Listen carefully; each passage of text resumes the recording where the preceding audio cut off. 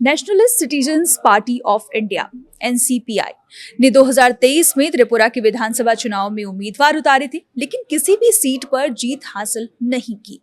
फिर समीकरण बदले और टीएमसी के 20 बागी सांसदों के nationalist citizens party of India के साथ आने की खबर आई और ये पार्टी अचानक लाइमलाइट में आ गई।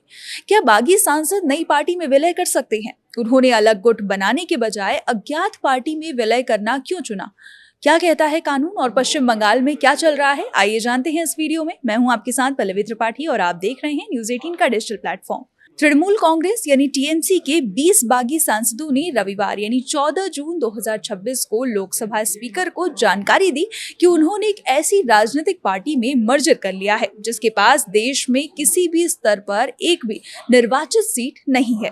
माना जा रहा है कि यह कदम एंटी डिफेक्शन कानून यानी दल बदल विरोधी कानून के तहत कार्रवाई से बचने के लिए उठाया गया है।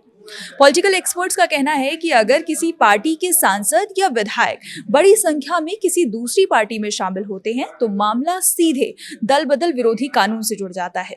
भारत में ये कानून इसलिए बनाया गया था ताकि नेता चुनाव जीतने के बाद बार बार पार्टी बदलकर राजनीतिक अस्थिरता पैदा न कर सके। हालांकि कानून में एक महत्वपूर्ण प्रावधान भी है। अगर किसी पार्टी के कम से कम 2/3 सांसद या विधायक किसी दूसरी पार्टी में विलय का फैसला करते हैं तो उसे सामान्य दल बदल नहीं माना जाता।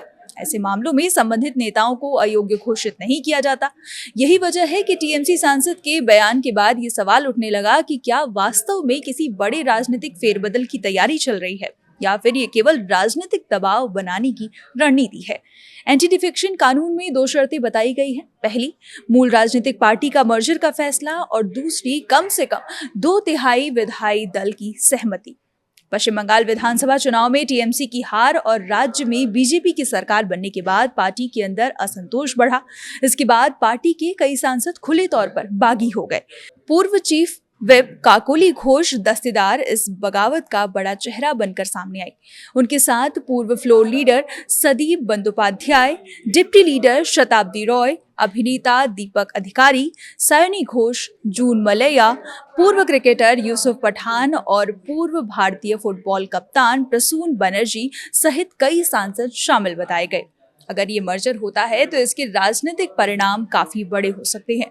लोकसभा में टीएमसी की संख्या लगभग 28 से घटकर 8 रह जाएगी। राज्यसभा में भी पार्टी की संख्या पहले ही 13 से घटकर 10 हो चुकी है।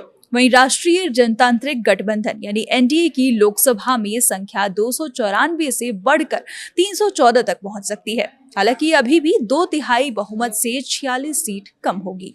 इस पूरे विवाद के बीच टीएमसी नेतृत्व ने किसी भी तरह की टूट या बगावत की खबरों को खारिज किया है।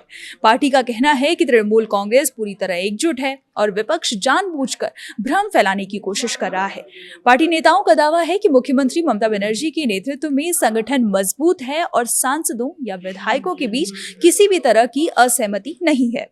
फिलहाल टीएमसी की ओर से किसी संभावित विलय या टूट की संभावना से साफ इनकार किया गया है, लेकिन सांसद के बयान के बाद राजनीतिक माहौल गर्म हो गया है और सभी की नजरें पार्टी की अगली रणनीति पर टिकी हैं। आने वाले दिनों में अगर पार्टी नेतृत्व इस मुद्दे पर कोई बड़ा कदम उठाता है या कोई नया बयान सामने आता है तो पश्चिम बंगाल की राजनीति में इसका असर साफ दिखाई दे सकता है। बने रहिए हमारे साथ और देखते रहिए न्यूज 18।